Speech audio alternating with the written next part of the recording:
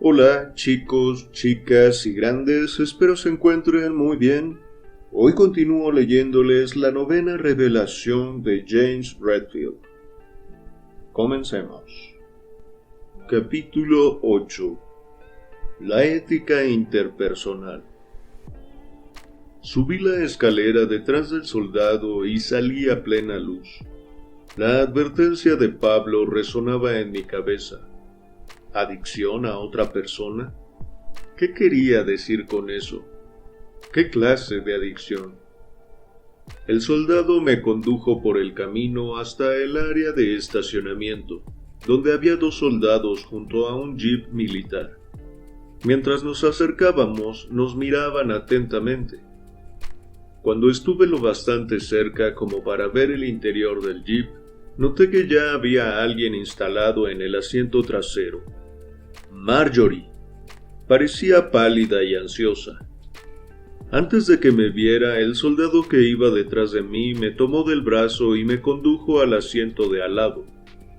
Otros 2 soldados subieron en los asientos delanteros. El que se ubicó del lado del conductor nos echó un rápido vistazo. Puso en marcha el vehículo y tomó rumbo al norte. ¿Hablan inglés?, pregunté a los soldados. El soldado del asiento del acompañante, un hombre grandote, me miró sin expresión alguna.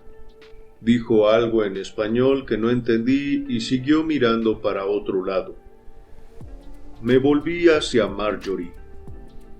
¿Estás bien?, susurré.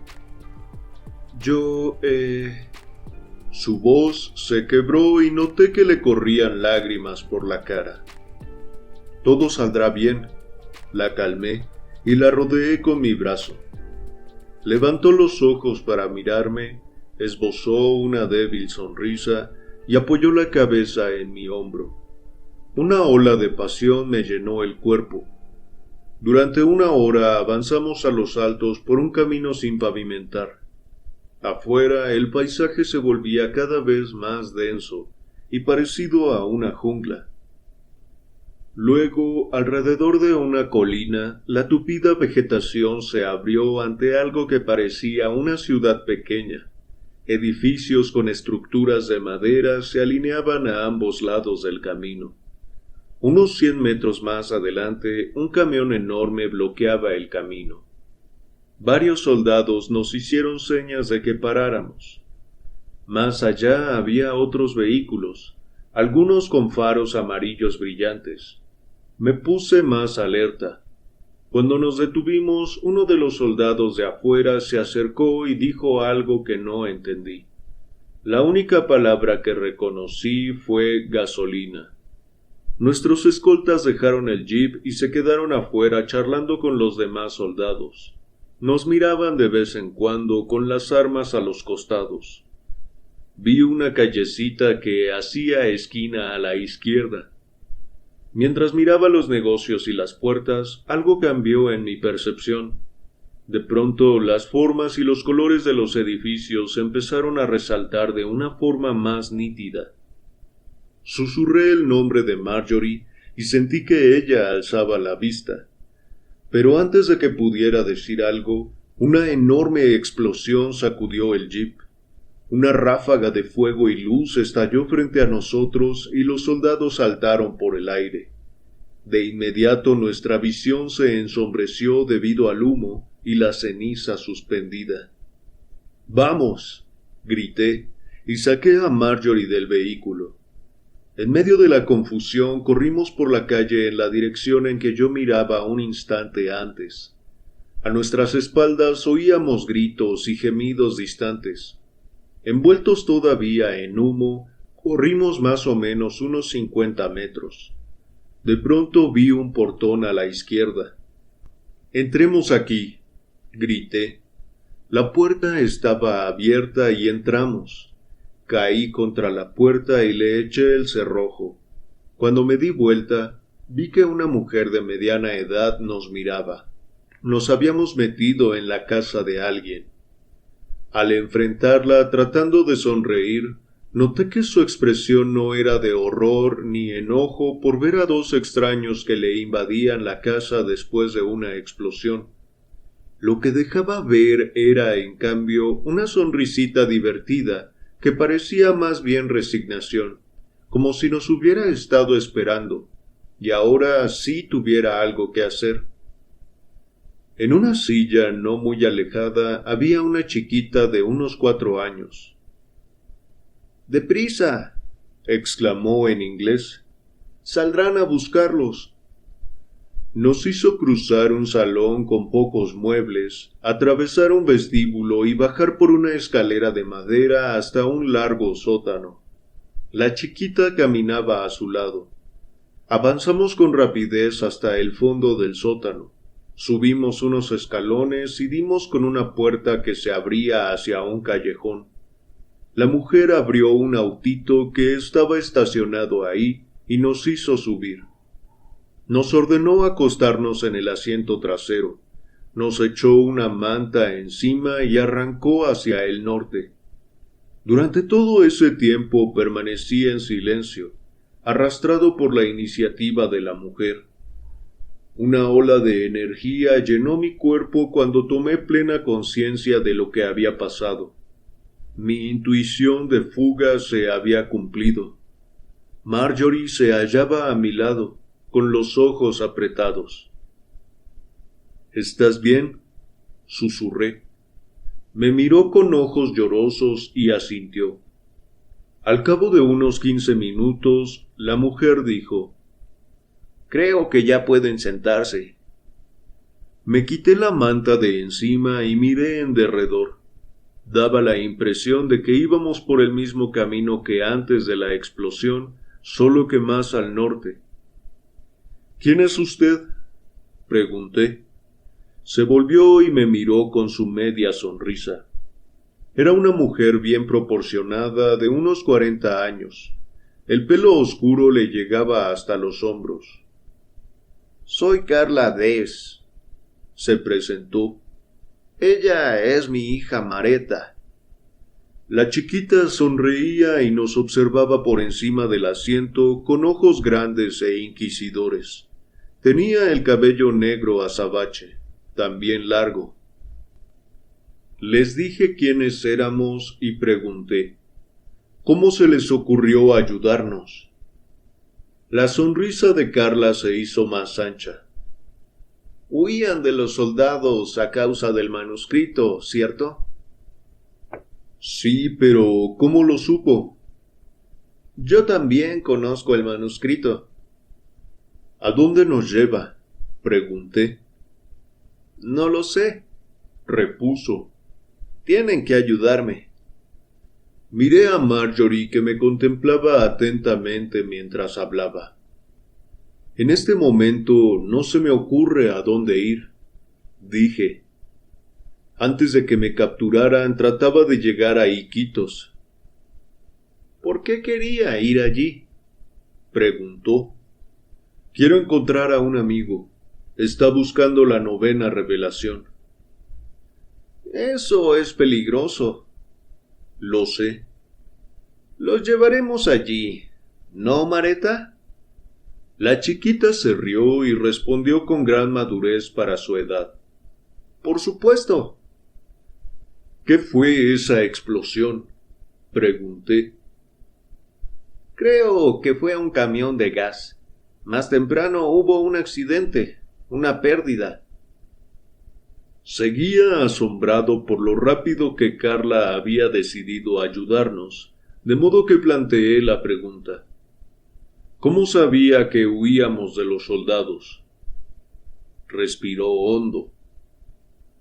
«Ayer pasaron por el pueblo muchos camiones militares hacia el norte. Es algo desacostumbrado, y me hizo recordar lo que pasó hace 2 meses cuando se llevaron a unos amigos con los que yo estudiaba el manuscrito. Éramos los únicos de este pueblo que teníamos las 8 revelaciones. Entonces vinieron los soldados y se llevaron a mis amigos. No supe nada más de ellos. Cuando ayer vi los camiones», continuó, Me di cuenta de que los soldados continuaban a la pesca de copias del manuscrito, y comprendí que otros, como mis amigos, necesitarían ayuda. Me propuse ayudar a esas personas si podía. Obviamente me resultó significativo que se me ocurriera esa idea en ese momento en particular, de modo que cuando entraron en casa no me sorprendieron. Hizo una pausa y preguntó: ¿Alguna vez lo experimentó? Sí, repuse. Carla disminuyó la velocidad. Adelante había un cruce. Creo que deberíamos girar a la derecha, dijo. Tardaremos más, pero es más seguro. Cuando Carla hizo girar el auto hacia la derecha, Mareta se deslizó hacia la izquierda y tuvo que aferrarse al asiento para no caerse. Se rió. Marjorie miraba a la chiquita con curiosidad. ¿Cuántos años tiene Mareta?, le preguntó a Carla. La mujer se molestó un poco, aunque contestó con amabilidad. Por favor, no hables de ella como si no estuviera aquí. Si fuera adulta, le habrías dirigido la pregunta a ella. Lo lamento, dijo Marjorie. Tengo 5, respondió Mareta con orgullo. ¿Estudiaron la 8ª revelación?, preguntó Carla. No, contestó Marjorie. Solo llegué hasta la 3ª. Yo a la 8ª, dije. ¿Tienes copias? No, dijo Carla. Los soldados se las llevaron todas. ¿La 8ª habla de cómo relacionarse con los niños? Sí, dice que al final los hombres aprenderán a relacionarse entre sí, y habla de muchas cosas, de cómo proyectar energía a otros y evitar adicciones a personas. Otra vez esa advertencia. Estaba a punto de preguntarle a Carla qué significaba cuando habló Marjorie. Háblanos de la 8ª revelación, pidió. La 8ª revelación habla de usar la energía de una nueva manera al relacionarnos con las personas en general, pero empieza por el principio, con los niños, explicó. ¿Cómo debemos ver a los chicos?, pregunté. Debemos verlos como son en realidad, como extremos en la evolución que nos conducen hacia adelante. Pero para aprender a evolucionar necesitan nuestra energía en forma constante, incondicional. Lo peor que se les puede hacer es absorberles la energía corrigiéndolos. Eso es lo que crea en ellos dramas de control, como ya sabrán. Pero esas manipulaciones aprendidas por el niño pueden evitarse si los adultos les dan toda la energía que necesitan, independientemente de cuál sea la situación. Por eso siempre deben ser incluidos en las conversaciones, en especial las conversaciones sobre ellos. Y nunca hay que asumir responsabilidades por más chicos de los que se pueden atender. ¿El manuscrito dice todo eso?, pregunté. Sí, repuso, y hace mucho hincapié en la cuestión de la cantidad de hijos. Me sentí confundido. ¿Por qué es importante la cantidad de hijos que uno tiene? Me miró por un instante mientras conducía. Porque cada adulto puede concentrarse y prestar atención solamente a un niño por vez. Si hay demasiados niños para la cantidad de adultos, estos se ven desbordados y son incapaces de dar suficiente energía. Los hijos empiezan a competir entre ellos por el tiempo de los adultos. Rivalidad fraterna, comenté. Sí, pero el manuscrito dice que ese problema es más importante de lo que la gente cree. Los adultos a menudo idealizan las familias grandes con muchos hijos que crecen juntos, pero los hijos deben aprender a conocer el mundo a través de los adultos, no de otros chicos. En numerosas culturas los chicos andan en pandillas. El manuscrito dice que los seres humanos comprenderán lentamente que no deben traer hijos al mundo a menos que haya como mínimo un adulto comprometido a dedicar plena atención, todo el tiempo a cada niño. Espere un momento, la interrumpí. En muchas situaciones los dos padres deben trabajar para sobrevivir. Eso les niega el derecho a tener hijos. No necesariamente, respondió.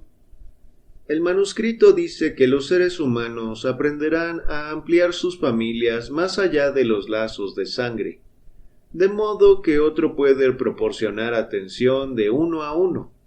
No toda la energía tiene que provenir solo de los padres. De hecho, es mejor que no sea así.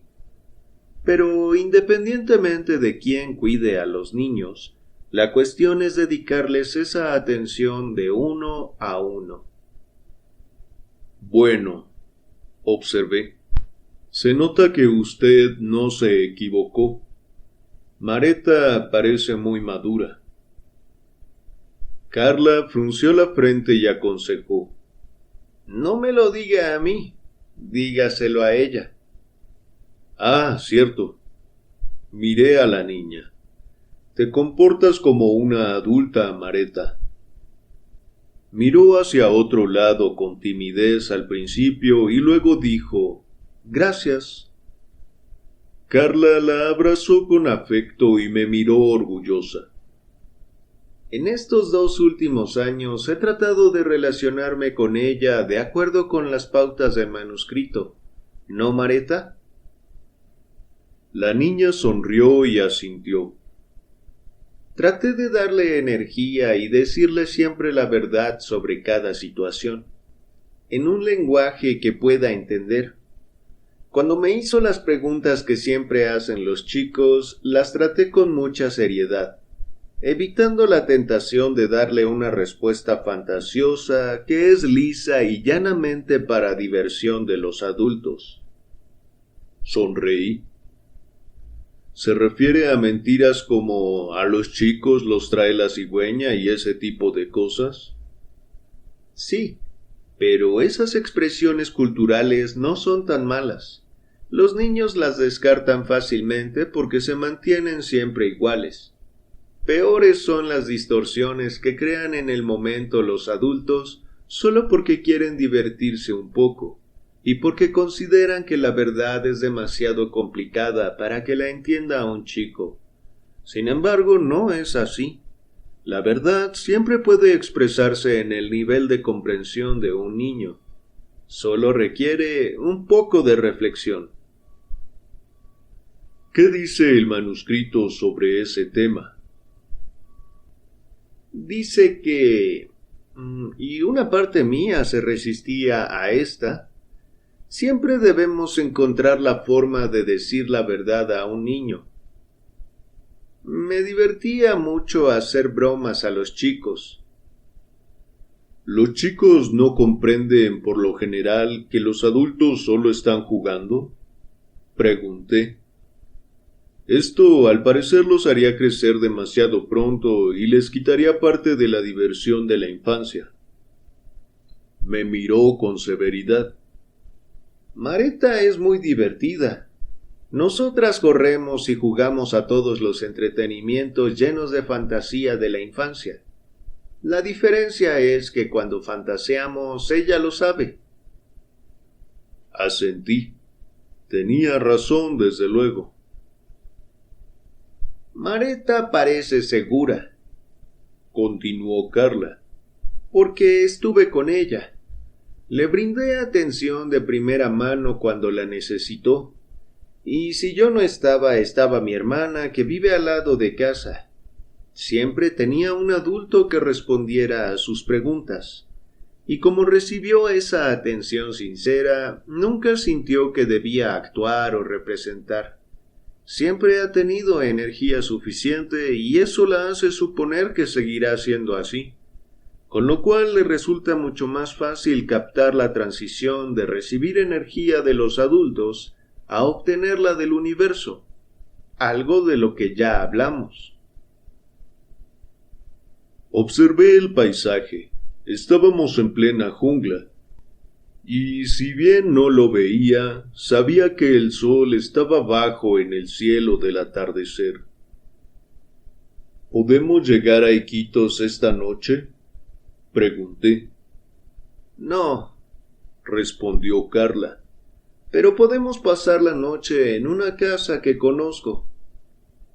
¿Cerca de aquí?, pregunté. Sí, es la casa de un amigo. Trabaja para el Servicio de Vida Silvestre. ¿Trabaja para el gobierno? Parte del Amazonas es zona protegida. Es el representante local, pero influyente. Se llama Juan Hinton. No se preocupen, cree en el manuscrito y nunca lo han molestado. Para cuando llegamos, el cielo estaba totalmente oscuro. A nuestro alrededor la selva hacía oír los ruidos nocturnos, y el aire estaba pegajoso. Al final de un claro, entre el denso follaje, había una casa de madera grande, bien iluminada. Muy cerca se alzaban 2 edificios amplios y descansaban varios jeeps.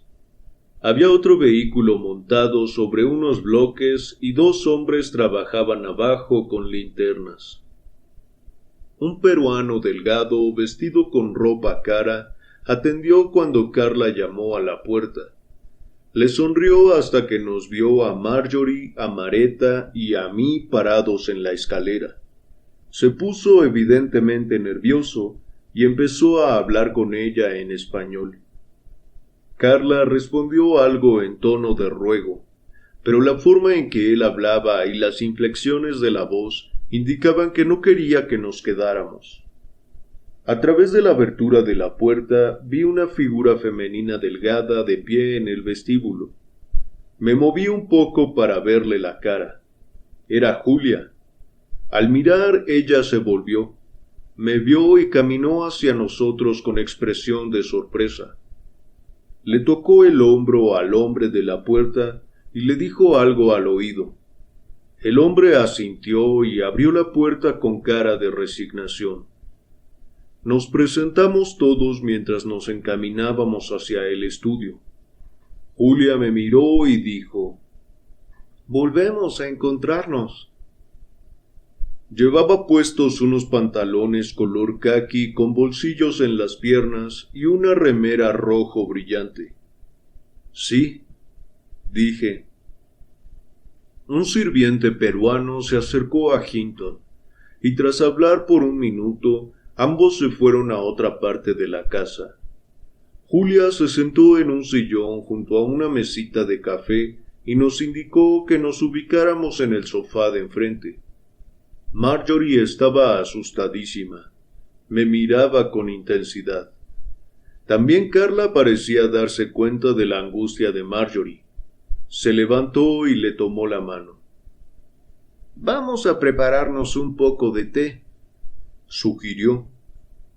Cuando salían, Marjorie se dio vuelta y me miró. Le sonreí y la seguí con la mirada hasta que desaparecieron en la cocina. Entonces me volví hacia Julia. «¿Y qué crees que significa?», preguntó. «¿Qué significa qué?», respondí todavía distraído. «Que nos hayamos encontrado nuevamente». «Ah, no lo sé». «¿Cómo dieron con Carla y a dónde van?». «Ella nos salvó. Marjorie y yo habíamos sido detenidos por tropas peruanas. Cuando escapamos nos ayudó». Julia me miró fijo. «Cuéntame qué pasó».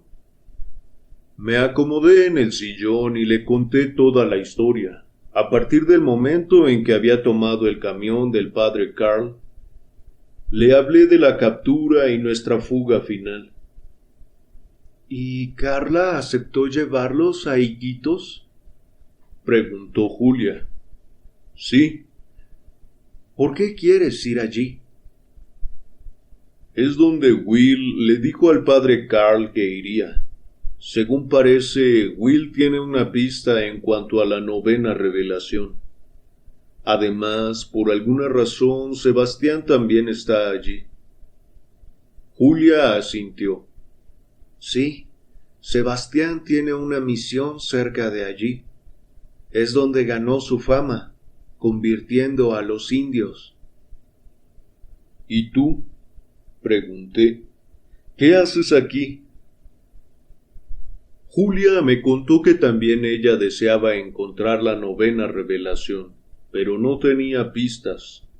Había llegado a esa casa porque se había acordado mucho de su viejo amigo Hinton. Apenas la oía. Marjorie y Carla acababan de salir de la cocina y estaban paradas en el vestíbulo hablando, con sendas tazas de té en la mano. Marjorie me miró pero no dijo nada. ¿Ella ha leído algo del manuscrito?, preguntó Julia dirigiendo la mirada hacia Marjorie. Solo la 3ª revelación, respondí.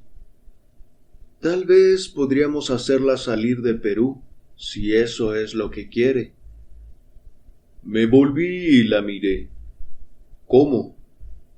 Rolando viaja mañana a Brasil. Tenemos amigos en la embajada estadounidense de allá. Pueden enviarla de regreso a los Estados Unidos. Ya hemos ayudado a otros norteamericanos. La miré y asentí tentativamente. Me daba cuenta de que experimentaba sentimientos encontrados respecto de lo que había dicho. Una parte mía sabía que partir sería lo mejor para Marjorie, pero otra parte quería que no se fuera, que se quedara conmigo. Cuando ella estaba cerca me sentía distinto, lleno de energía. Creo que tengo que hablar con ella, dije al final. Por supuesto, repuso Julia. Podemos hablar más tarde. Me levanté y me le acerqué. Carla volvía a la cocina. Marjorie caminó hacia el rincón del vestíbulo. Cuando me aproximé estaba apoyada contra la pared. La tomé en mis brazos. Mi cuerpo vibraba. ¿Sientes la energía?, le susurré al oído. Es increíble, murmuró. ¿Qué significa? No lo sé. Tenemos algún tipo de conexión. Miré alrededor. Nadie podía vernos. Nos besamos con pasión. Cuando me aparté para verle la cara estaba distinta. Parecía más fuerte.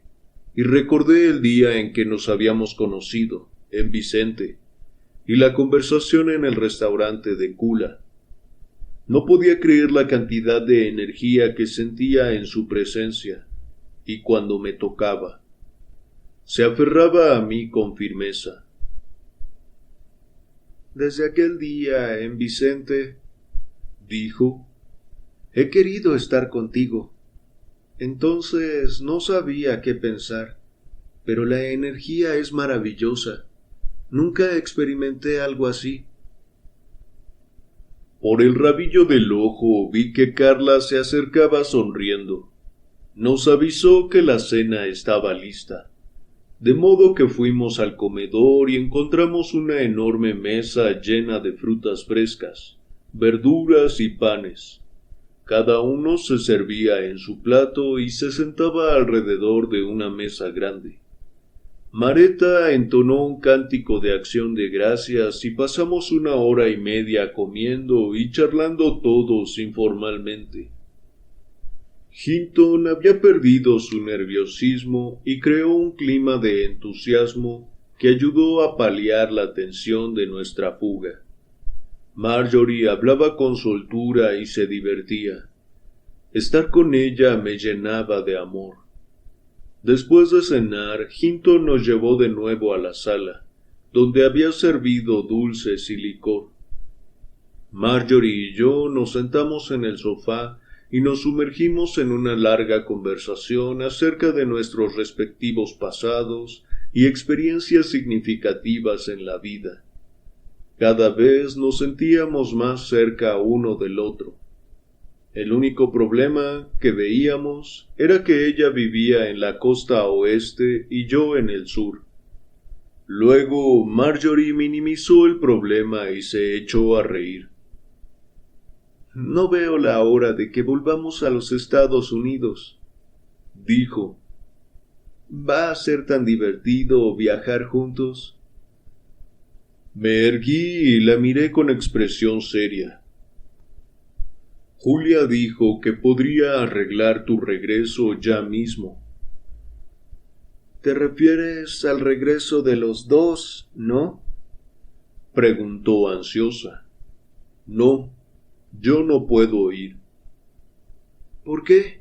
No puedo irme sin ti. Pero tampoco soporto quedarme más tiempo aquí. Voy a volverme loca». «Tendrás que ir primero. Yo podré seguirte pronto». «No», exclamó en voz alta. «No quiero eso». Carla, que regresaba a la sala después de acostar a Mareta, nos miró y enseguida apartó la vista. Hinton y Julia seguían hablando, al parecer indiferentes al exabrupto de Marjorie. «Por favor», rogó Marjorie, «volvamos a casa». Miré para otro lado. «Bueno, está bien», se enfadó. «Quédate». Se levantó y fue hacia los dormitorios. Al ver que Marjorie se iba, se me hizo un nudo en el estómago. La energía que había incorporado con ella se vino abajo, y de repente me sentí débil y confundido. Traté de liberarme de este pensamiento.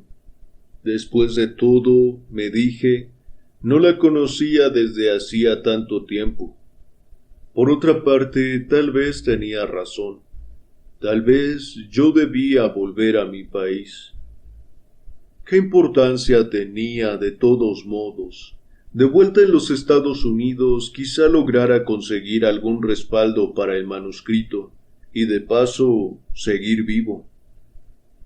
Me levanté dispuesto a seguirla, pero por algún motivo volví a sentarme. Me resultaba imposible decidir qué hacer. «¿Puedo hablarte un minuto?», me preguntó entonces Carla con tono afectuoso. Ni siquiera había notado que se hallaba de pie junto al sofá. «Claro», dije. Se sentó y me miró con expresión considerada. «No pude evitar oír lo que pasa», comenzó. «Y pensé que antes de tomar tu decisión, tal vez querrías saber qué dice la octava revelación sobre la adicción a las personas». «Sí, por favor, quiero saber qué significa». «Cuando aprendemos a ser claros y nos embarcamos en nuestra evolución, cualquiera de nosotros puede encontrarse frenado por una adicción a otra persona». Hablando de Marjorie y yo, ¿no? «Permítame explicarte el proceso», repuso, «y juzga por ti mismo». «Está bien». «Primero quiero decirte que yo tuve muchas dificultades con esta parte de la revelación. Creo que nunca la habría entendido si no hubiera conocido al profesor Renaud». «¿Renaud?», exclamé. Lo conozco. Nos encontramos cuando yo estaba aprendiendo la cuarta revelación. Bueno, dijo Carla. Nosotros nos conocimos cuando ambos habíamos llegado a la octava. Estuvo varios días en casa. Asentí lleno de asombro. Él decía que la idea de una adicción, tal como se aplica en el manuscrito, aclara por qué en las relaciones románticas surgen luchas de poder. Siempre nos preguntamos qué es lo que provoca el fin del hechizo y la euforia para convertirlos en conflicto. Y ahora lo sabemos, es consecuencia del flujo de energía entre los individuos implicados. Cuando surge el amor, los dos individuos se entregan mutuamente energía en forma inconsciente, y ambos se sienten llenos de entusiasmo, plenos. Es esa sensación increíble que todos llamamos estar enamorado. Por desgracia, una vez que empiezan a esperar que esa sensación venga de la otra persona, se apartan de la energía del universo y empiezan a depender cada vez más de las respectivas energías. Solo que ya no resulta suficiente. Y entonces dejan de darse energía mutuamente y vuelven a caer en sus dramas, en un intento por controlarse uno a otro y atraer la energía del otro hacia sí. A esa altura la relación degenera en la habitual lucha de poder. Vaciló un momento como para verificar si había entendido y agregó. Renaud me dijo que nuestra susceptibilidad a este tipo de adicción puede describirse psicológicamente, si eso te ayuda a comprender. Asentí otra vez para que continuara. Según Renaud, el problema empieza en nuestra familia, debido a la competencia por la energía que se da en ella. Ninguno de nosotros fue capaz de completar un importante proceso psicológico. No pudimos integrar nuestro lado sexual opuesto. ¿Nuestro qué? En mi caso, continuó, no pude integrar mi lado masculino. En tu caso, no fuiste capaz de integrar tu lado femenino. El motivo por el cual podemos volvernos adictos a alguien del sexo opuesto es que todavía debemos acceder nosotros mismos a esa energía del sexo opuesto. Mira, la energía mística en la que podemos abrevar como fuente interior es masculina y femenina. A la larga podemos abrirnos a ella, pero cuando empezamos a evolucionar debemos tener cuidado. El proceso de integración lleva cierto tiempo. Si nos conectamos prematuramente con una fuente humana para obtener nuestra energía femenina o masculina, bloqueamos la provisión universal. Le dije que no entendía. Piensa cómo se supone que funciona esa integración en una familia ideal. Me explicó. Y tal vez logres ver a qué me refiero. En cualquier familia, el hijo debe recibir en su vida, en primer lugar, energía de los adultos. Por lo general, identificarse con la energía del padre del mismo sexo e integrarla es algo fácil. Pero recibir energía del otro padre puede resultar más difícil debido a las diferencias de los sexos. Tomemos el ejemplo de una hija mujer. Lo único que la chiquita sabe cuando trata de integrar por primera vez su lado masculino es que se siente sumamente atraída por el padre. Quiere estar con él y tenerlo cerca todo el tiempo. El manuscrito explica que lo que en verdad quiere es energía masculina, porque complementa su lado femenino.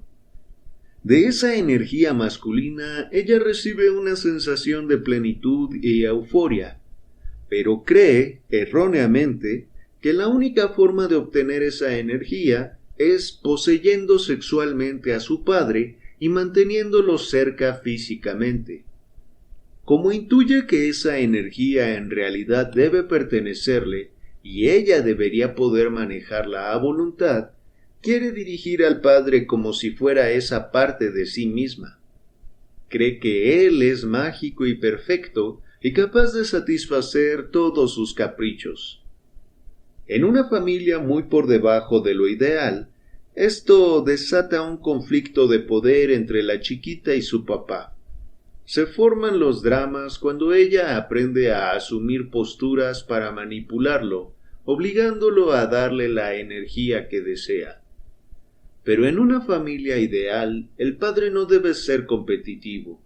Debe continuar relacionándose honestamente y teniendo suficiente energía como para abastecerla en forma incondicional, pese a no poder hacer todo lo que ella pida. Lo importante para tener en cuenta en nuestro ejemplo ideal es que el padre debe ser abierto y comunicativo. Ella cree que es ideal y mágico, pero si él le explica quién es, qué hace y por qué, la hija puede integrar su capacidad y estilo particulares y superar la visión idealista del padre. A la larga lo verá como un ser humano singular, un ser humano con sus talentos y defectos. Una vez que se produce esta auténtica emulación, la hija realiza una fácil transición de recibir la energía del sexo opuesto de su padre a recibirla como parte de la energía general que existe en el universo en su totalidad. El problema, prosiguió, es que la mayoría de los padres hasta ahora compitieron por la energía con sus propios hijos, y eso nos afectó a todos.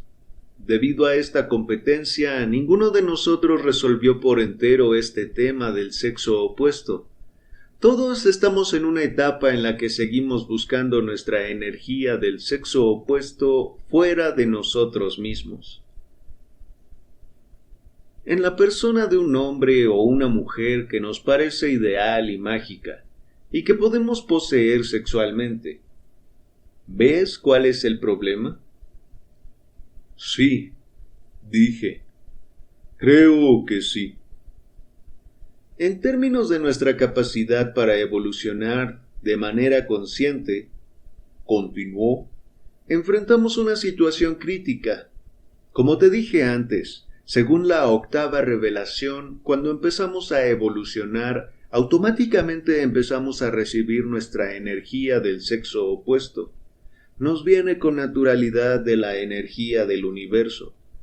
Sin embargo, debemos tener cuidado, porque si aparece otra persona que nos ofrece esa energía, podemos apartarnos de la verdadera fuente y retroceder. Emitió una risita ahogada. ¿De qué te ríes? Quise saber. Renaud una vez hizo esta analogía. Repuso. Dijo que hasta que aprendemos a evitar esa situación, caminamos alrededor de un semicírculo. Nos parecemos a la letra C. Somos muy susceptibles a una persona del sexo opuesto. Algún otro semicírculo que aparece y se une a nosotros completando el círculo, y nos brinda una ola de euforia y energía que da la sensación de plenitud, que produce una conexión completa con el universo. En realidad, no hicimos otra cosa que unirnos a otra persona que también buscaba su otra mitad fuera. Renaud dice que esta es la clásica relación de dependencia, con problemas implícitos que empiezan a aparecer enseguida. Vaciló, como si esperara que yo dijera algo. Yo me limité a asentir. Mira, el problema con esta persona unificada está, o que los dos creen haber alcanzado, es que hicieron falta dos individuos para hacer esta sola persona, una que aporta la energía femenina y la otra masculina. Esta persona única tiene por consiguiente dos cabezas, dos egos. Ambos quieren manejar a esa persona única que crearon. Y entonces, igual que en la infancia, Cada uno quiere mandar al otro, como si el otro fuera a ellos mismos. Esta clase de ilusión de plenitud siempre estalla en una lucha de poderes.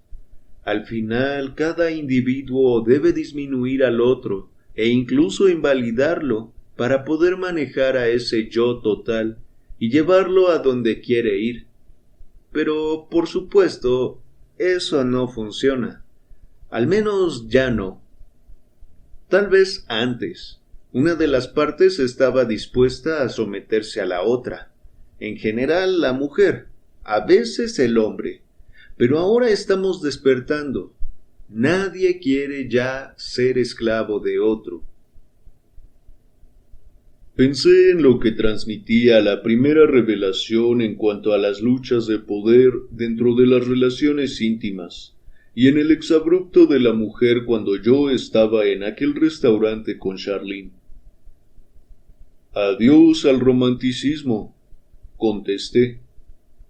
Oh, todavía podemos ser románticos, reaccionó Carla.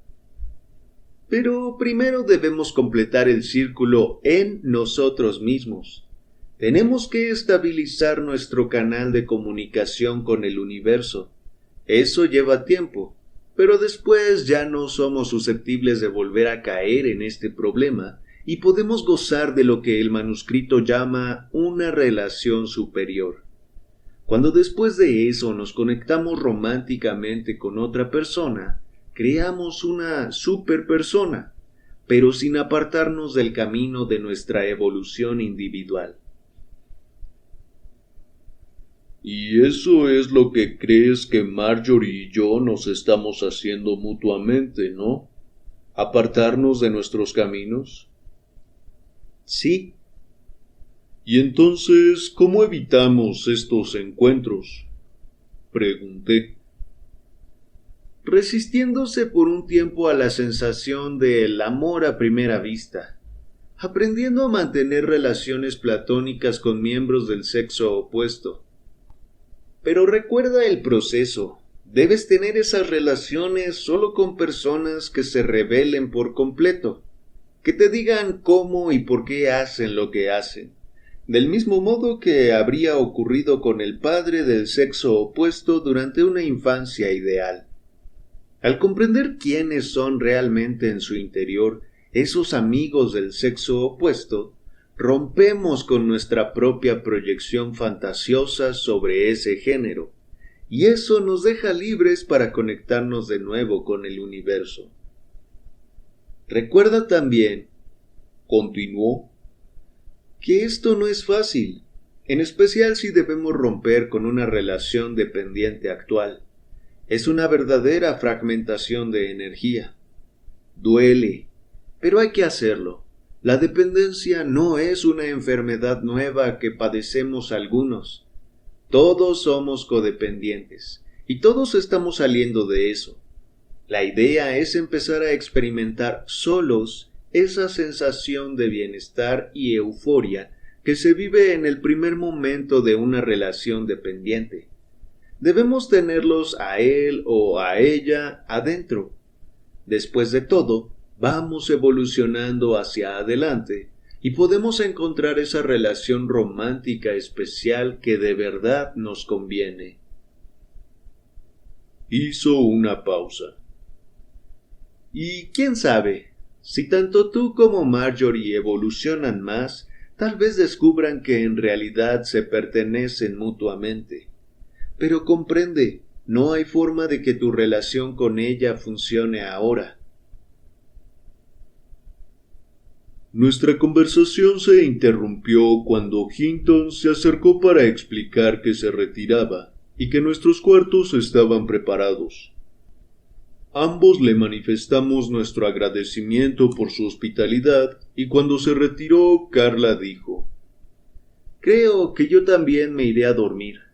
Después hablamos. Asentí y me quedé mirándola mientras se iba. Entonces sentí una mano en mi hombro. Era Julia. Me voy a mi cuarto, dijo. ¿Sabes cuál es el tuyo? Si quieres, te acompaño. Sí, por favor, dije. Luego le pregunté, ¿dónde está el cuarto de Marjorie? Sonrió. Caminando por el pasillo llegamos a una puerta. Bastante lejos del tuyo, repuso. Hinton es un hombre muy conservador. Le devolví la sonrisa y me despedí. Luego entré en mi cuarto y me aguanté el mal humor hasta que me quedé dormido. Me despertó el olor a café. El aroma invadía toda la casa. Después de vestirme, fui a la sala. Un hombre mayor, empleado de la casa, me ofreció un vaso de jugo de uva que acepté. Buen día. Oí saludar a Julia a mis espaldas. Me volví. Buen día. Me miró fijo y me preguntó, ¿descubriste por qué nos volvimos a encontrar? No, contesté. No he podido pensar en eso. Estuve tratando de entender las adicciones. Sí, respondió. Ya lo noté. ¿Qué quieres decir? Me di cuenta de lo que pasaba al ver el aspecto de tu campo de energía. ¿Qué aspecto tenía? Quise saber. Tu energía estaba conectada con la de Marjorie. Cuando tú te hallabas sentado aquí y ella en la otra habitación, tu campo se estiraba hasta allá, unido al de ella. Sacudí la cabeza. Julia me sonrió y me apoyó la mano en el hombro.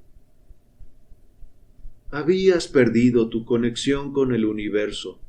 Te habías vuelto adicto a la energía de Marjorie como reemplazo. Pasa lo mismo con todas las adicciones. Uno se conecta con el universo a través de algo o alguien. La forma de manejarlo consiste en levantar nuestra energía y volver a concentrarnos en lo que realmente estamos haciendo aquí. Asentí y salí. Ella se quedó en la sala. Durante unos 10 minutos apliqué el método para incorporar energía que me había enseñado Sánchez. Poco a poco la belleza retornaba y empecé a sentirme más liviano. Regresé a la casa. ¿Luces mejor?, dijo Julia. Enseguida me preguntó, ¿cuáles son entonces tus interrogantes a esta altura?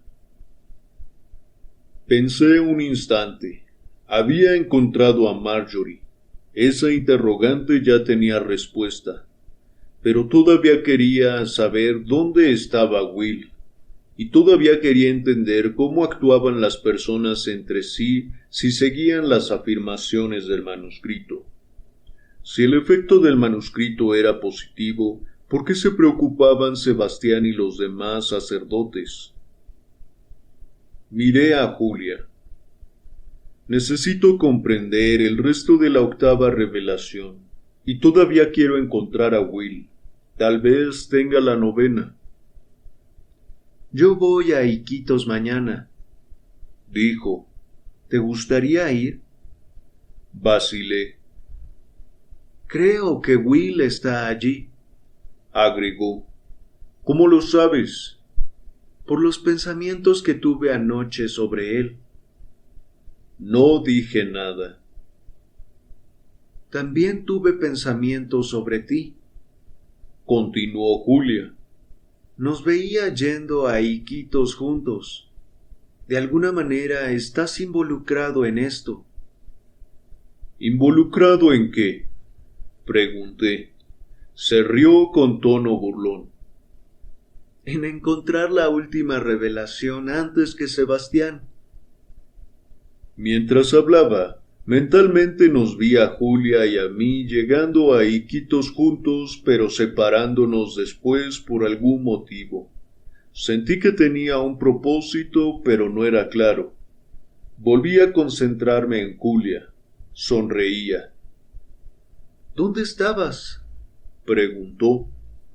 Lo lamento, dije. Estaba pensando en algo. ¿Era importante? No sé. Pensaba que una vez que llegábamos a Iquitos íbamos en dos direcciones distintas. En ese momento entró Rolando. Traje las provisiones que querías, le dijo a Julia. Me reconoció y me saludó cortésmente. Qué bueno, gracias, dijo Julia. ¿Viste muchos soldados? No, ninguno, respondió. Entonces entró Marjorie en la sala y me distraje, pero pude oír que Julia le explicaba a Rolando que tal vez Marjorie fuera con él a Brasil, donde podría arreglar su regreso a los Estados Unidos. Me acerqué a Marjorie. ¿Qué tal dormiste?, le pregunté. Me miró como dudando entre estar enojada o no. No muy bien, respondió. Le señalé a Rolando. Es amigo de Julia. Se va hoy a Brasil. Desde ahí te ayudará a volver a los Estados Unidos. Puso cara de susto. Escucha, vas a estar bien, la tranquilicé. Ya han ayudado a otros norteamericanos. Conocen gente de la embajada estadounidense en Brasil. En un abrir y cerrar de ojos estarás de vuelta en tu casa. Asintió. ¿Me preocupas tú? Yo estaré bien, no te preocupes. En cuanto regrese a los Estados Unidos te llamo. Desde atrás, Hinton anunció que el desayuno estaba listo. Pasamos al comedor. Más tarde, Julia y Rolando parecían apurados. Julia explicó que era importante que Rolando y Marjorie cruzaran la frontera antes de que anocheciera, y el viaje llevaría todo el día. Marjorie empacó algo de ropa que Hinton le dio y más tarde, mientras Julia y Rolando hablaban junto a la puerta, llevé aparte a Marjorie. No te preocupes por nada, le dije. Mantén los ojos bien abiertos y tal vez veas otras revelaciones. Sonrió, pero no dijo nada. Julia y yo observamos cómo Rolando la ayudaba a cargar las cosas en su pequeño auto. Antes de partir, nuestras miradas se cruzaron. ¿Crees que saldrá todo bien?, le pregunté a Julia. Me miró y me guiñó un ojo. Por supuesto. Y ahora mejor vamos nosotros también. Tengo algo de ropa para ti. Me dio una mochila con ropa y la cargamos junto con varias cajas de alimentos en la camioneta. Después nos despedimos de Hinton, Carla y Mareta, y emprendimos viaje con rumbo norte hacia Iquitos. A medida que viajábamos, el paisaje se volvía más selvático y veíamos menos indicios de gente. Me puse a pensar en la octava revelación. Obviamente era una nueva concepción en cuanto a la forma de tratar a los demás, pero no la comprendía del todo. Carla me había hablado de cómo tratar a los niños y los peligros de la adicción a una persona, pero tanto Pablo como Carla habían aludido a una forma de proyectar conscientemente energía a los demás. ¿Qué significaba eso? Mis ojos se cruzaron con los de Julia y dije, no logro captar por completo la octava revelación. La forma en que nos acercamos a las demás personas determina cuán rápidamente evolucionamos y cuán rápidamente encuentran respuesta los interrogantes de nuestra vida, explicó. ¿Cómo funciona?, pregunté. Piensa en tu propia situación, dijo. ¿Cómo se contestaron tus interrogantes? A través de personas que fueron apareciendo, creo. ¿Estabas totalmente abierto a sus mensajes? En realidad no, fui más bien distante. ¿Las personas que te trajeron mensajes también eran cerradas? No, Eran muy abiertas y solidarias. Vacilé, incapaz de expresar mi idea en la forma correcta. ¿Te ayudaron a abrirte?, preguntó. ¿Te llenaron de alguna manera de calidez y energía? Su observación desató una oleada de recuerdos. Me acordé de la actitud apaciguadora de Will cuando yo estaba al borde del pánico en Lima, y de la hospitalidad paternal de Sánchez, y de los consejos solícitos del padre Carl, de Pablo y Carla. Sí, repuse, fue lo que hicieron todos ustedes. Eso es, confirmó Julia. lo hicimos, y lo hacíamos de manera consciente, siguiendo la octava revelación. Al animarte y ayudarte a aclarar tus cosas, pudimos buscar la verdad, el mensaje que tú tenías para nosotros. ¿Te das cuenta? Energizarte era lo mejor que podíamos hacer por nosotros mismos. ¿Qué dice exactamente el manuscrito sobre todo esto? Dice que cada vez que nos cruzamos con personas en nuestro camino, hay un mensaje para nosotros. Los encuentros casuales no existen, pero la forma en que respondemos a esos encuentros determina si somos capaces de recibir el mensaje. Si sostenemos una conversación con alguien que se cruza en nuestro camino y no vemos el mensaje relacionado con nuestros interrogantes actuales, no significa que no hay mensaje. Significa solamente que por alguna razón lo perdimos. Reflexionó un momento y luego continuó. ¿Alguna vez te encontraste con un viejo amigo o conocido? ¿Hablaste un minuto y se despidieron y volvieron a encontrarse ese mismo día o la misma semana? Sí, me pasó, respondí. ¿Y normalmente qué dice uno? Algo como, vaya, qué gracioso volvernos a encontrar, y después de reírse cada uno sigue por su lado. Sí, algo así. El manuscrito dice que lo que debemos hacer en esa situación es dejar lo que nos ocupa, cualquier cosa que sea, y descubrir el mensaje que tenemos para esa persona y el que esa persona tiene para nosotros. El manuscrito predice que una vez que los seres humanos captemos esa realidad, nuestra interacción se volverá menos acelerada y más resuelta y deliberada. Pero eso no es muy difícil de hacer, sobre todo con alguien que no sabe de qué estás hablando. Sí, pero el manuscrito señala los procedimientos. ¿Quieres decir la manera exacta en que se supone debemos tratarnos? Así es. ¿Qué dice? ¿Recuerdas la tercera revelación?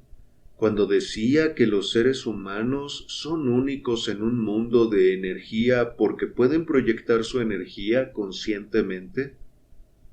Sí. ¿Recuerdas cómo se hace?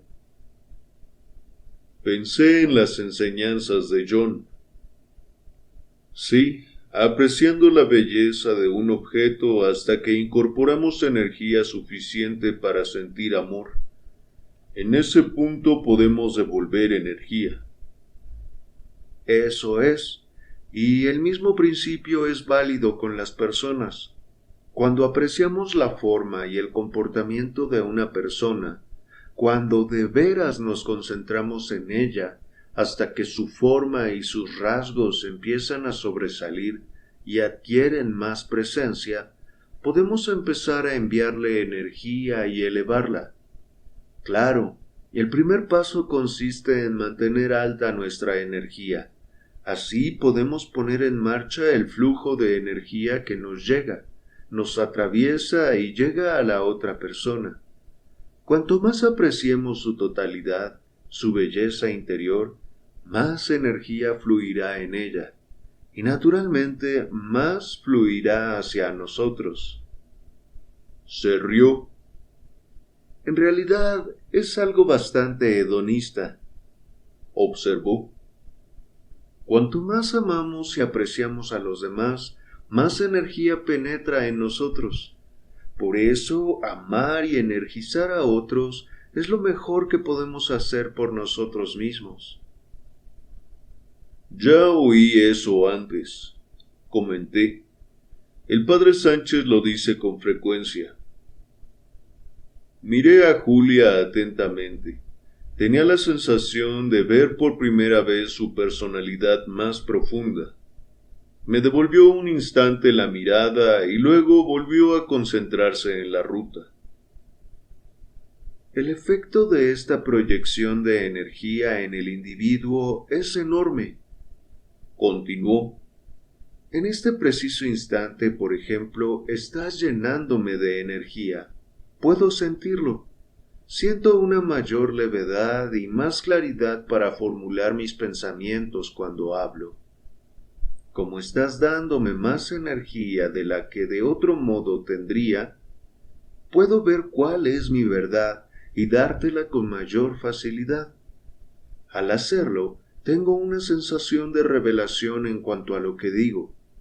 Esto te lleva a ver mi yo superior más plenamente y a apreciarlo y concentrarte en él en un nivel aún más profundo, lo cual me da a mí más energía todavía y una mayor percepción de mi verdad. Y el ciclo vuelve a empezar. 2 o más personas que hagan esto juntas podrán alcanzar niveles increíbles, dándose fuerza mutuamente y recibiéndola de vuelta de inmediato. Debes entender, sin embargo, que esta conexión difiere totalmente de una relación codependiente. Una relación de ese tipo empieza así, pero enseguida se vuelve controladora, porque la adicción separa a las personas de su fuente y la energía se dispersa. La verdadera proyección de energía no tiene apego ni intención. Ambas personas se hallan simplemente a la espera de los mensajes. Mientras Julia hablaba, yo pensaba en un interrogante. Pablo me había dicho que al principio yo no captaba el mensaje del padre Costous, porque había desencadenado su drama de la infancia. ¿Qué hacemos?, le pregunté a Julia, si la persona con la que estamos hablando ya opera dentro de un drama de control y trata de arrastrarnos a él. ¿Cómo superamos eso? Julia respondió enseguida. El manuscrito dice que, si no asumimos el drama equivalente, el drama de la persona se resquebraja. No estoy seguro de entender, dije. Julia miraba el camino. Me di cuenta de que reflexionaba. En algún lugar cerca de aquí hay un negocio en el que podemos comprar gasolina. Miré la aguja del marcador. Indicaba que el tanque estaba lleno hasta la mitad. Todavía tenemos mucho combustible, señalé. Sí, ya sé, respondió. Pero me vino a la mente la idea de parar y cargar gasolina, y pienso que deberíamos hacerlo. Ah, bueno. Ahí está la ruta, dijo, indicando hacia la derecha. Giramos y anduvimos casi 1,5 kilómetros por la selva hasta llegar a un sitio que parecía un negocio de provisiones para pescadores y cazadores. La vivienda estaba construida al borde de un río y había varios botes amarrados al muelle. Nos detuvimos junto a un surtidor oxidado y Julia entró para buscar al dueño. Salté de la camioneta.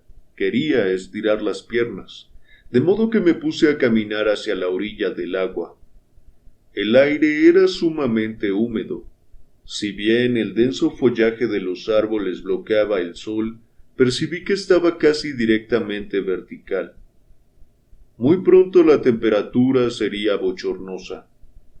De pronto oí a mis espaldas a un hombre que hablaba enojado en español. Me di vuelta y vi a un peruano petizo y achaparrado. Me miró amenazante y repitió lo que había dicho. No entiendo lo que dice. Empezó a hablarme en inglés. ¿Quién es usted? ¿Qué está haciendo aquí? Traté de ignorarlo. Vinimos a cargar combustible. En unos minutos nos vamos. Me di vuelta y miré nuevamente el agua con la esperanza de que se fuera. Se acercó hasta quedar a mi lado. Es mejor que me digas quién eres, Yankee. Volví a mirarlo. Parecía hablar en serio. Soy estadounidense, dije. No sé muy bien a dónde voy. Viajo con una amiga. Un norteamericano perdido, replicó hostil. Así es, asentí. ¿Qué buscas aquí? No busco nada, repuse. Traté de regresar a la camioneta. Y no te hice nada, déjame en paz. De pronto, noté que Julia se hallaba de pie junto a la camioneta. Cuando miré, el peruano se volvió y también miró. Es hora de irnos, dijo Julia. Ya no trabajan más. ¿Quién es usted? Le preguntó el peruano con tono agresivo. ¿Por qué está tan enojado? Preguntó Julia en respuesta. El comportamiento del hombre cambió. Mi trabajo es cuidar este lugar. Estoy segura de que hace un buen trabajo. Con todo, para las personas es difícil hablar si usted las asusta. El hombre miró a Julia tratando de entender qué clase de mujer era. Vamos camino a Iquitos, siguió Julia. Trabajamos con el padre Sánchez y el padre Carl. ¿Los conoce? Él negó con la cabeza, pero la mención de los dos sacerdotes lo tranquilizó aún más. Al final saludó con la cabeza y se fue. Vamos, me dijo Julia. Subimos a la camioneta y arrancamos. Me di cuenta de lo ansioso y nervioso que me había puesto. Traté de relajarme. ¿Pasó algo adentro? Pregunté. Julia me miró. ¿A qué te refieres? Me refiero a algo que explicara por qué tuviste la idea de parar. Soltó la carcajada y dijo, no, toda la acción estuvo afuera. La miré. ¿Te diste cuenta? Preguntó. No, respondí. ¿En qué pensabas justo antes de que llegáramos? En que quería estirar las piernas. No, antes de eso. ¿Qué me preguntaste respecto de lo que conversábamos? Traté de pensar. Hablábamos de los dramas de la infancia, entonces recordé. Habías dicho algo que me confundió. Dije que una persona no puede representar un drama de control con nosotros a menos que representemos el drama equivalente. No lo entendí. ¿Lo entiendes ahora? En realidad no. ¿A dónde quieres llegar? La escena que viviste demostró claramente qué pasa si representas el drama equivalente. ¿Cómo? Me lanzó una mirada rápida. ¿Qué drama representaba el hombre contigo? Obviamente era un intimidador. Correcto. ¿Y qué drama representaste tú? Yo solamente traté de quitármelo de encima. Ya sé, pero ¿qué drama representaste? Bueno, saqué a relucir mi drama habitual de mostrarme distante, pero él siguió hostigándome. ¿Y entonces? La conversación me irritaba, pero hice un esfuerzo por no dispersarme. Miré a Julia y dije, supongo que representé un pobre de mí. Julia sonrió. Eso es. Noté que tú lo manejaste sin ningún problema, comenté. Solo porque no le respondí con el drama que él esperaba. Recuerda que el drama de control de cada persona se formó en la infancia en relación con otro drama. Por lo tanto, cada drama necesita uno equivalente para manifestarse plenamente. Lo que el intimidador necesita para obtener energía es un pobre de mí u otro intimidador. ¿Cómo lo manejaste? Pregunté todavía confundido. Como respuesta a su drama, yo podría haber representado también el papel de intimidadora, para intimidarlo a él, obviamente. Eso quizás habría desembocado en violencia, pero en cambio hice lo que indica el manuscrito.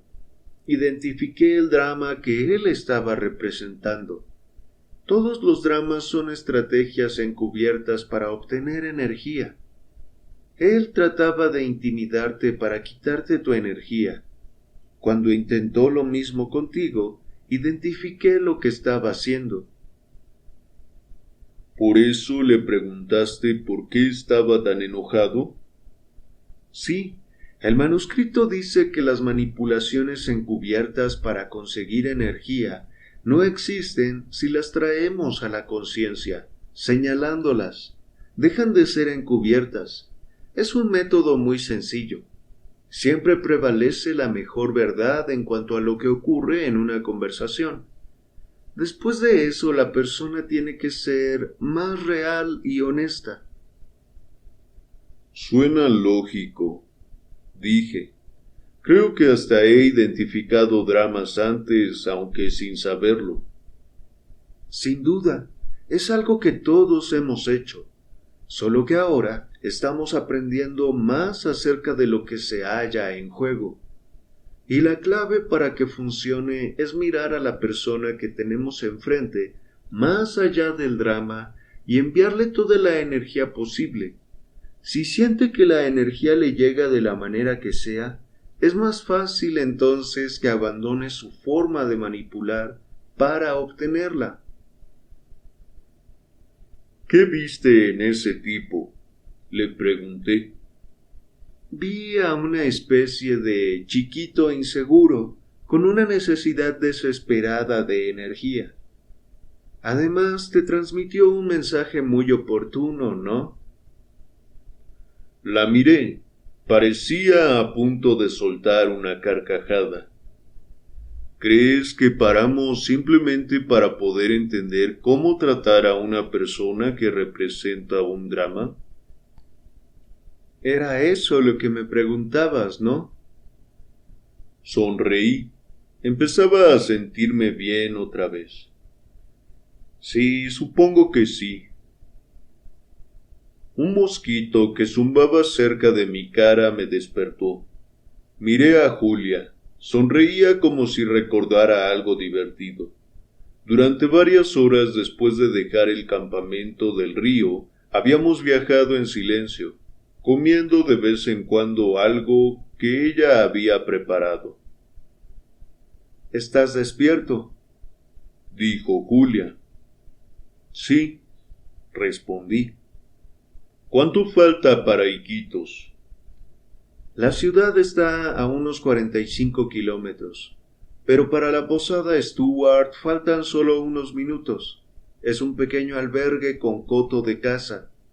El propietario es inglés y apoya el manuscrito. Volvió a sonreír. Hemos pasado muchos buenos momentos juntos. Debería estar allí a menos que haya ocurrido algo. Espero que pueda decirnos dónde está Will. Julia llevó la camioneta a un lado del camino y me miró. Es mejor que nos concentremos en la situación, dijo. Antes de encontrarte por segunda vez, estuve dando vueltas con la idea de ayudar a hallar la 9ª revelación, pero sin saber a dónde ir.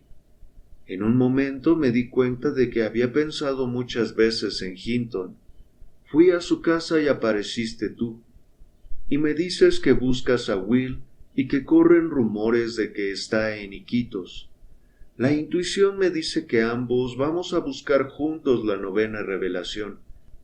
Y tú tienes la intuición de que en algún momento nos separaremos y seguimos distintos rumbos. Es así, ¿no? Sí. Bueno, quiero que sepas que después de eso empecé a pensar en Willie Stewart y la posada. Algo va a ocurrir allí. Asentí. Volvimos a la ruta y tomamos una curva. Ahí está la posada, dijo Julia. A unos 200 metros, donde el camino tomaba abruptamente hacia la derecha, se levantaba una casa de estilo victoriano, de 2 pisos. Fuimos hasta el estacionamiento y nos detuvimos. Había varios hombres hablando en la galería. Abrí la puerta del vehículo y estaba a punto de bajar cuando Julia me tocó el hombro. No lo olvides, me advirtió. Nadie está aquí por accidente. Mantente alerta a los mensajes. La seguí hacia la galería. Los hombres peruanos bien vestidos nos saludaron distraídamente cuando pasamos. Una vez en el amplio vestíbulo, Julia señaló un comedor y me indicó que eligiera una mesa y la esperara mientras ella buscaba al dueño. Observé el lugar. Había más o menos unas 12 mesas alineadas en 2 hileras. Elegí una situada justo en el medio y me senté con la espalda contra la pared. Otros 3 hombres, todos peruanos, llegaron después que yo y se sentaron a la mesa de enfrente. Enseguida entró otro hombre que ocupó una mesa a unos 6 metros a mi derecha. Se sentó dándome ligeramente la espalda. Noté que era extranjero, tal vez europeo. Julia entró en el salón, me vio y vino a sentarse frente a mí. El propietario no está, dijo, y el empleado no sabía nada de Will. ¿Qué hacemos?, pregunté. Me miró y se encogió de hombros. No sé, tenemos que suponer que alguien de aquí tiene un mensaje para nosotros. ¿Quién crees que será? No lo sé. ¿Cómo sabes que ocurrirá?, pregunté, sintiéndome repentinamente escéptico. Pese a todas las coincidencias misteriosas que me habían ocurrido desde mi llegada a Perú, todavía me costaba creer que ocurría una en ese momento solo porque nosotros queríamos. No olvides la 3ª revelación, respondió Julia. El universo es energía que responde a nuestras expectativas.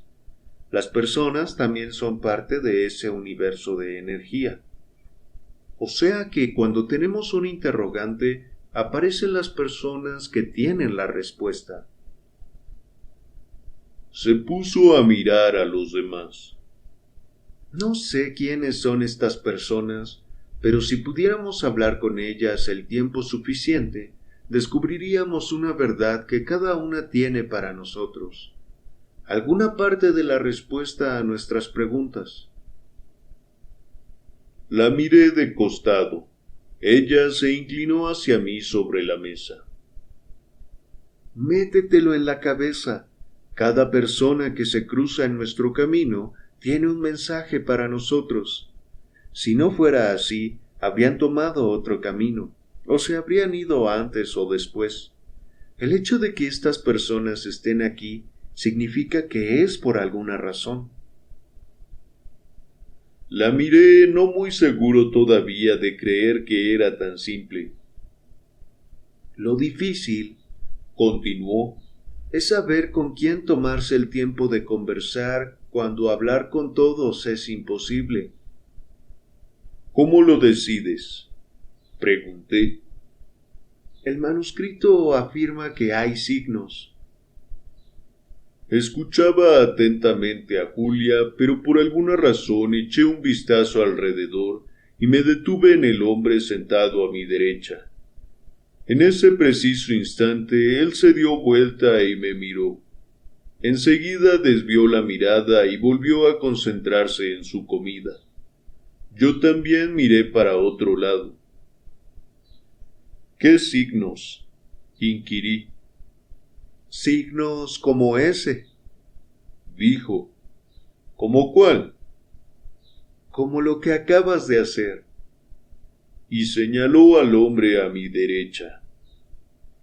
¿A qué te refieres? Julia volvió a aproximarse. Según el manuscrito, aprenderemos que el contacto visual repentino y espontáneo es un signo de que dos personas deberían hablar. ¿Pero acaso eso no ocurre todo el tiempo?, pregunté. Sí, respondió. Y una vez que ocurre, la mayoría de las personas lo olvidan y siguen con lo que estaban haciendo. Asentí. ¿Qué otros signos menciona el manuscrito?, pregunté. Un sentido de reconocimiento, respondió. Ver a alguien que nos resulta familiar pese a no haberlo visto nunca antes. Cuando dijo esto, pensé en Dobson y Renaud, en lo familiares que me habían parecido la primera vez que los vi. ¿El manuscrito dice por qué algunas personas nos resultan conocidas?, pregunté. No mucho. Dice simplemente que con algunas personas pertenecemos al mismo grupo de pensamiento. Los grupos de pensamiento en general evolucionan siguiendo las mismas pautas de interés. Piensan igual y eso crea la misma expresión y la misma experiencia exterior. Intuitivamente reconocemos a los miembros de nuestro grupo de pensamiento y muy a menudo nos dan mensajes. Miré una vez más al hombre que se hallaba a mi derecha. Me resultaba vagamente familiar. Cuando lo miré, increíblemente se volvió y me miró de nuevo. Enseguida me concentré otra vez en Julia. «Debes hablar con ese hombre», exclamó Julia. No respondí. Me sentía incómodo ante la idea de acercarme a él. Quería irme. Seguir viaje a Iquitos. Estaba a punto de proponerlo cuando Julia habló. «Es aquí donde necesitamos estar», dijo. «No en Iquitos. Debemos pasar por esto. El problema contigo es que te resistes a la idea de acercarte a él y entablar conversación». ¿Cómo lo hiciste?, pregunté. «¿Cómo hice qué?», reaccionó. Saber qué estaba pensando. No tiene nada de misterioso. Es cuestión de prestar atención a tus expresiones. ¿Qué quieres decir? Cuando evalúas a alguien en un nivel más profundo, puedes ver su yo más honesto más allá de la fachada que exhiba. Cuando de veras nos concentramos en ese nivel, podemos percibir lo que alguien piensa con una expresión sutil en su cara. Es de lo más natural. Me suena a telepatía, comenté. Julia sonrió con expresión burlona. La telepatía es absolutamente natural. Volví a mirar el hombre. Esta vez no me devolvió la mirada. Es mejor que juntes energía y hables con él, me aconsejó Julia, antes de que pierdas la oportunidad. Me concentré en aumentar mi energía hasta sentirme más fuerte y entonces pregunté, ¿qué voy a decirle a ese tipo? La verdad, dijo. Presenta la verdad como creas que pueda reconocerla. Está bien. Corrí la silla y me dirigí hacia donde estaba sentado el hombre. Parecía tímido y nervioso, el mismo aspecto que tenía Pablo la noche que lo conocí. Traté de ver más allá del nerviosismo, en un nivel más profundo. Al hacerlo, me pareció percibir un aspecto distinto en su cara, con más energía. «Hola», lo saludé. «Usted no parece peruano nativo. Espero que pueda ayudarme. Busco a un amigo, Will James». «Siéntese, por favor», invitó con acento escandinavo. «Soy el profesor Edmund Connor». Me extendió la mano y agregó: «Lo lamento, no conozco a su amigo Will». Me presenté y le expliqué, solo con el presentimiento de que significaría algo para él, que Will estaba buscando la 9ª revelación. «Conozco el manuscrito», dijo. «Estoy aquí para estudiar su autenticidad». «¿Solo?» «Debía encontrarme aquí con el profesor Dobson, pero hasta ahora no ha venido. No entiendo el retraso. Me aseguró que estaría aquí cuando yo llegara». «¿Conoce a Dobson?» «Sí, está organizando una inspección del manuscrito». «¿Y se encuentra bien? ¿Viene para acá?» El profesor me miró con expresión inquisitiva. «Esos eran los planes. ¿Pasó algo?» Mi energía decayó. Me di cuenta de que el encuentro de Dobson con Connor había sido fijado antes del arresto del primero. «Lo conocí en el avión», expliqué, «cuando vine a Perú». «Lo arrestaron en Lima. No tengo idea de qué le pasó». «¿Lo arrestaron? ¡Dios mío!». «¿Cuándo habló con él por última vez?», pregunté. «Hace varias semanas, pero nuestro encuentro aquí era seguro. Dijo que me llamaría si había un cambio de planes». «¿Recuerda por qué quería verlo aquí y no en Lima?», pregunté. «Dijo que había más ruinas por aquí y que vendría a esta zona a hablar con otro científico». «¿Mencionó dónde hablaría con ese científico?». «Sí, dijo que debía ir a San Luis, creo. ¿Por qué?». «No lo sé, solo preguntaba». Al decir esto, sucedieron 2 cosas simultáneamente. Primero empecé a pensar en Dobson, en volver a verlo. Nos encontrábamos en un camino bordeado de árboles altos, y al mismo tiempo miré por la ventana y vi, para mi gran sorpresa, al padre Sánchez que subía los escalones de la galería. Parecía cansado y tenía la ropa sucia. En el estacionamiento, otro sacerdote esperaba en un auto viejo. «¿Quién es?», preguntó el profesor Connor. «El padre Sánchez», exclamé, apenas capaz de contener mi excitación. Me di vuelta y busqué a Julia, pero ya no estaba sentada a nuestra mesa. Me levanté justo cuando Sánchez entraba. Al verme se detuvo bruscamente con expresión de absoluta sorpresa. Caminó hacia mí y me abrazó. «¿Está bien?», me preguntó. «Sí, muy bien», respondí. «¿Qué hace aquí?». Pese al cansancio, rió. «No sabía a qué otro lugar ir, y casi no llego. Cientos de soldados vienen hacia aquí». «¿Por qué vienen tropas?», preguntó Connor, que se había acercado a donde estábamos Sánchez y yo. «Lo siento», respondió Sánchez. «No sé qué se proponen los soldados, solo sé que son muchos». Presenté a los dos hombres y le conté al padre Sánchez cuál era la situación de Connor, que parecía asustadísimo.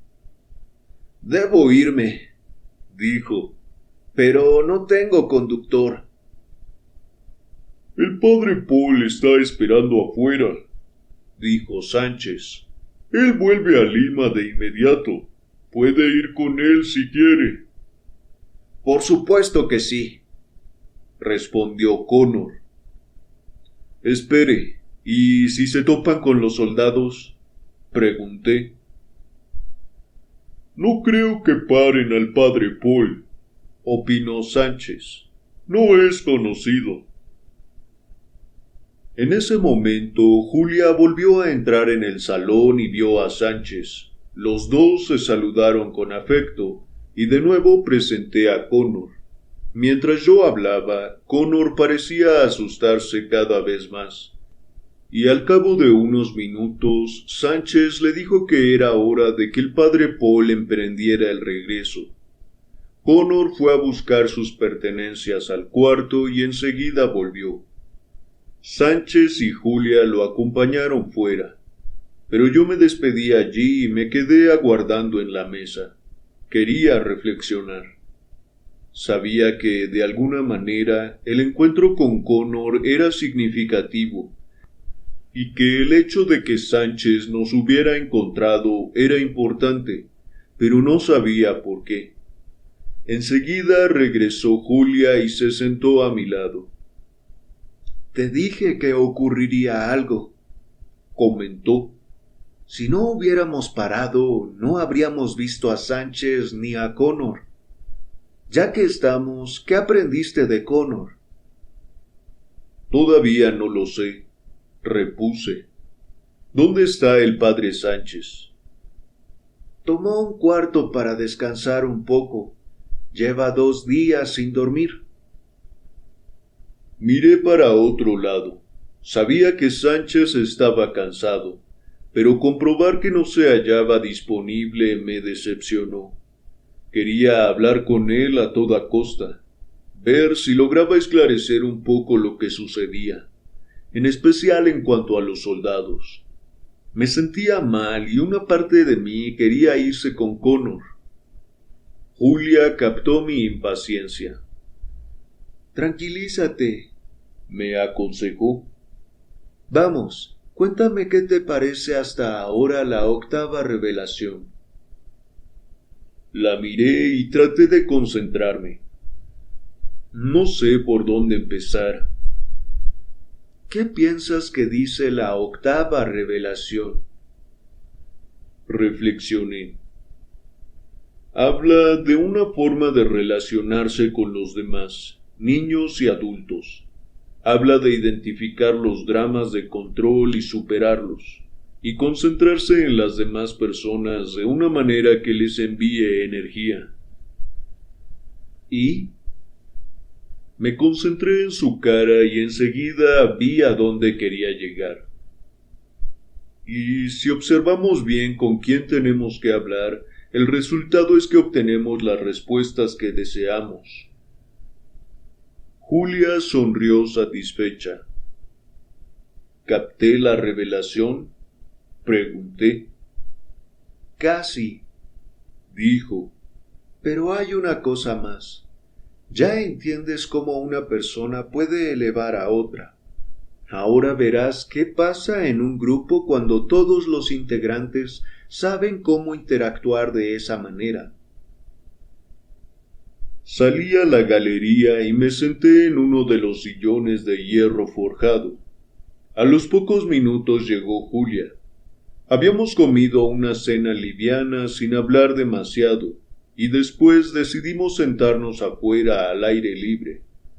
Hacía 3 horas que Sánchez había ido a su cuarto, y yo volvía a sentirme impaciente, cuando de repente lo vi aparecer y venir a sentarse con nosotros. Me sentí aliviado. ¿Supo algo de Will?, le pregunté.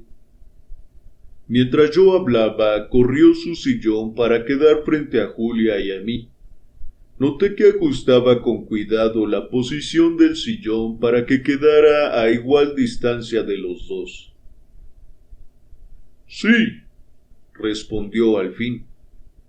Hizo otra pausa y se quedó pensativo, de modo que pregunté: ¿Qué supo? Voy a contarle todo lo que sucedió, comenzó. Cuando el padre Carl y yo regresamos a mi misión, esperábamos encontrar allí al padre Sebastián junto con los militares. Esperábamos una inquisición. Al llegar supimos que el padre Sebastián y los soldados se habían ido unas horas antes, después de recibir un mensaje. Durante todo un día no supimos qué pasaba, pero ayer recibimos la visita de un padre llamado Custos, a quien, según tengo entendido, usted ya conoce. Nos dijo que Will James lo había enviado a mi misión. Al parecer, Will recordaba el nombre de mi misión por una conversación anterior con el padre Carl, y en forma intuitiva sabía que necesitaríamos la información que traía el padre Custos. Decidió respaldar el manuscrito. ¿Por qué Sebastián se fue tan de repente?, pregunté. Porque quería acelerar la ejecución de sus planes, respondió Sánchez. El mensaje que recibió le decía que el padre Custos estaba a punto de exponer su intención de destruir la 9ª revelación. ¿Sebastián lo encontró? Todavía no, pero espera hacerlo. Encontraron otro documento que indica dónde está la 9ª. ¿Dónde se supone que está?, preguntó Julia. En las ruinas Celestino, respondió Sánchez. ¿Dónde queda eso?, inquirí. Julia me miró. A unos 90 kilómetros de aquí. Es un pozo que excavaron exclusivamente los científicos peruanos y rodeado de una gran reserva. Consiste en varias capas de templos antiguos, primero mayas y después incas. Al parecer, ambas culturas creían que ese lugar tenía algo especial. De pronto, me di cuenta de que Sánchez se concentraba en la conversación con una intensidad desacostumbrada. Cuando hablaba yo, se concentraba por entero en mí, sin apartar la mirada en ningún momento. Cuando hablaba Julia, el padre Sánchez modificaba su posición para concentrarse totalmente en ella. Parecía actuar en forma muy deliberada. Me preguntaba qué estaba haciendo, cuando en ese preciso instante se produjo un silencio en la conversación. Los dos me miraron expectantes. ¿Qué?, pregunté. Sánchez sonrió. Le toca hablar. ¿Estamos turnándonos?, pregunté. No, dijo Julia. Estamos manteniendo una conversación consciente. Cada persona habla cuando la energía va hacia ella. Vimos que fue hacia ti. No sabía qué decir. Sánchez me miró con afecto. Parte de la 8ª revelación consiste en aprender a interactuar conscientemente en grupo, pero no se sienta intimidado, entienda el proceso. Como miembros de una charla grupal, solo uno tiene la idea más fuerte en un punto del tiempo. Si están alertas, los otros del grupo sienten quién está a punto de hablar, y así pueden concentrar conscientemente su energía en esa persona, ayudándola a expresar su idea con la mayor claridad. Luego, a medida que avanza la conversación, es otra persona la que tiene la idea más fuerte, y luego otra, y así sucesivamente. Si nos concentramos en lo que se dice, podemos sentir cuándo nos toca a nosotros. La idea surge en nuestra mente. Sánchez desvió los ojos hacia Julia, quien preguntó: ¿Qué idea tenías y no la expresaste? Traté de pensar. Me preguntaba, dije al fin, ¿por qué el padre Sánchez miraba tan intensamente a cualquiera de los dos que hablaba? Creo que me preguntaba qué significaba. La clave de este proceso, explicó Sánchez, reside en hablar cuando es nuestro momento y proyectar energía cuando es el momento de otro. Pueden salir mal muchas cosas, intervino Julia. Algunas personas se extralimitan cuando están en grupo, sienten el poder de una idea y la expresan. Y como esa ola de energía las hace sentir bien, siguen hablando, pese a que esa energía ya tendría que pasar a otra persona. Tratan de monopolizar el grupo. Otros individuos son retraídos, y aunque sientan el poder de una idea, no se arriesgan a decir nada cuando esto ocurre. El grupo se fragmenta y los miembros no obtienen el beneficio de todos los mensajes. Lo mismo sucede cuando algunos integrantes del grupo no son aceptados por otros.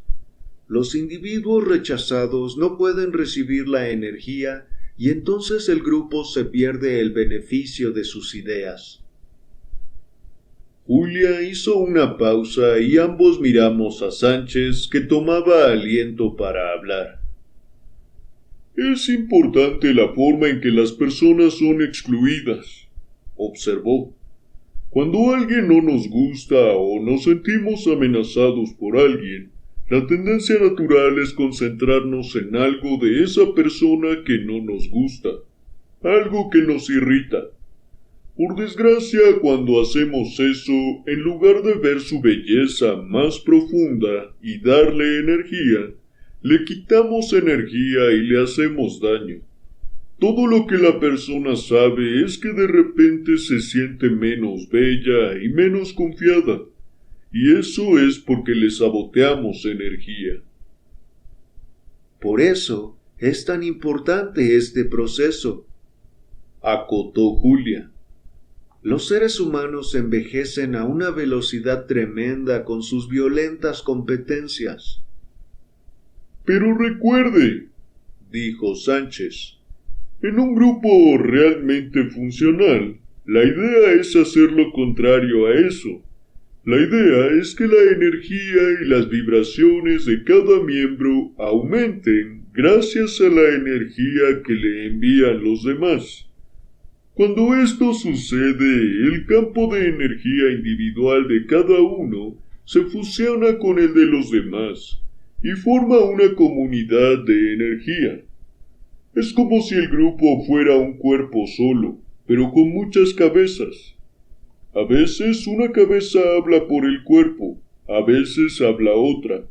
Pero en un grupo que funciona de esta forma, cada individuo sabe cuándo hablar y qué decir, porque ve la vida con más claridad.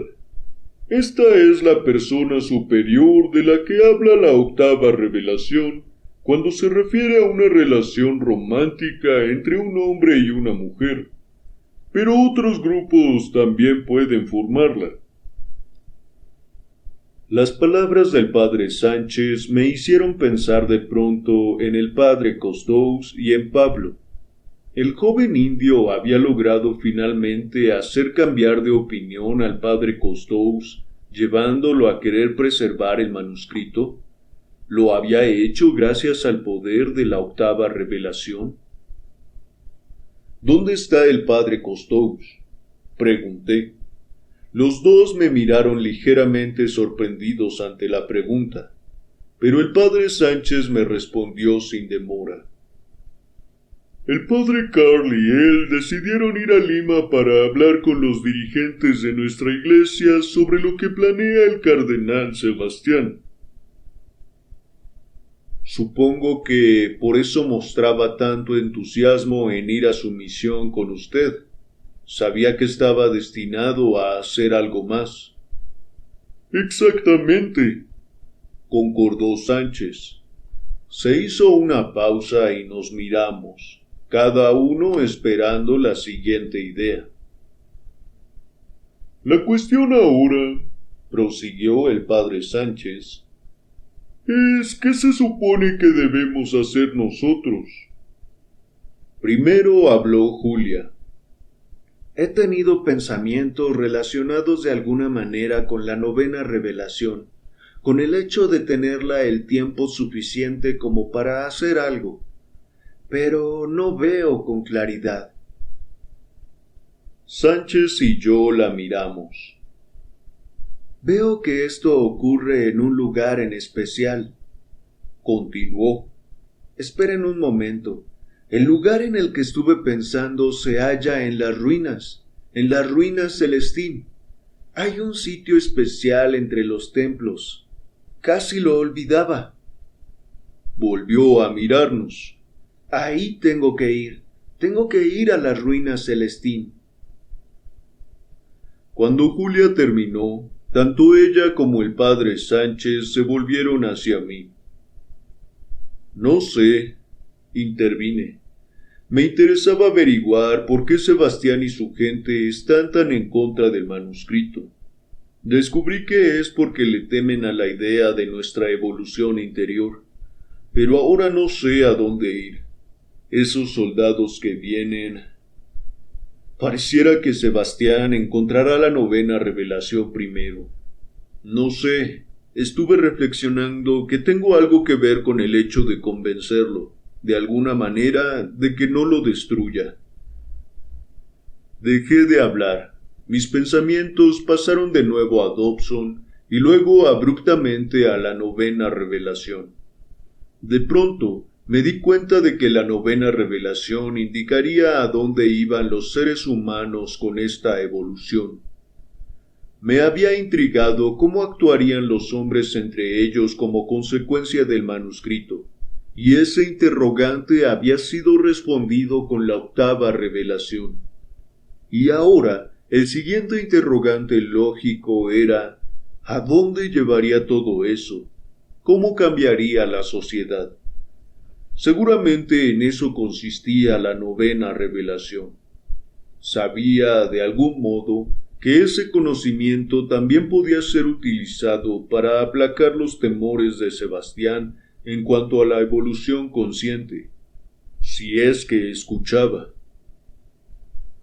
Sigo pensando que es posible convencer al cardenal Sebastián de que apoye el manuscrito, exclamé con convicción. ¿Se ve a sí mismo convenciéndolo? Me preguntó Sánchez. No, en realidad no. Estoy con alguien que puede llegar a él, alguien que lo conoce y puede hablar en su nivel.